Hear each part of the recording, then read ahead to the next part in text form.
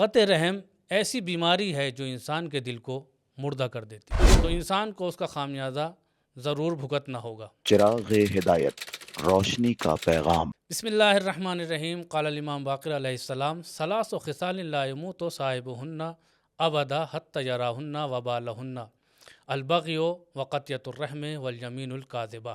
امام باقر علیہ السلام اس حدیث میں 3 خصلتوں کی طرف اشارہ کرتے ہوئے فرماتے ہیں کہ جو خصلتیں اگر کسی انسان میں پائے جائیں تو ان کا خامیازہ، اس کی سزا وہ اسی دنیا میں ضرور بھگتے گا۔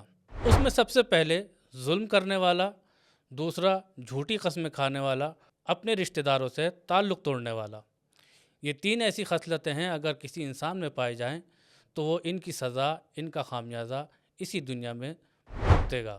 ہم اس حدیث کے تناظر میں ایک بری صفت کی طرف اشارہ کر رہے ہیں، وہ ہے قطع رحم کرنا۔ اگر کوئی انسان اپنے رشتہ داروں سے کسی بات پر قطع تعلق کر لے، اس کے گھر آنا جانا چھوڑ دے اور اس سے سلام دعا چھوڑ دے تو انسان کو اس کا خامیازہ ضرور بھگتنا ہوگا۔ اس کے مقابلے میں صلہ رحم آتا ہے۔ جس طریقے سے صلہ رحم کے پازیٹیو اثرات ہیں، اسی طریقے سے قطع رحم کے نیگیٹو اثرات ہیں۔ صلہ رحم کے کچھ پازیٹیو اثرات ہیں۔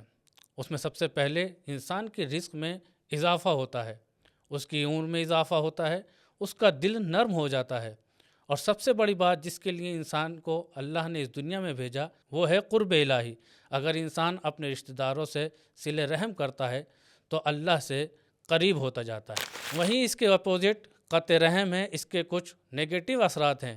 اس میں سب سے پہلے یہی ہے کہ اللہ انسان کے رزق کو تنگ کر دیتا ہے۔ دوسرا منفی اثر یہ ہے کہ انسان کی عمر میں کمی واقع ہو جاتی ہے، اس کی عمر کم ہوتی جاتی ہے اور اس کا دل سخت ہو جاتا ہے۔ اور سب سے اہم جو منفی اثر ہے وہ یہ ہے کہ انسان اللہ سے دور ہوتا چلا جاتا ہے، جو اس کی غضب کا مستحق ہوتا ہے۔ یاد رکھیے، رشتے خون سے نہیں بلکہ رویوں سے زندہ رہتے ہیں، اور جو صلہ رحم کرتا ہے وہ اللہ سے جڑ جاتا ہے۔ تعلق توڑنا آسان ہے لیکن اس کو جوڑے رکھنا عبادت ہے۔ قطع رحم ایسی بیماری ہے جو انسان کے دل کو مردہ کر دیتی ہے۔ تو آئیے پروردگار سے دعا کر دیں، پروردگار ہمیں اتنی توفیق عطا فرما کہ ہم اپنے عزیزوں، اپنے رشتہ داروں سے صلہ رحم کر سکیں۔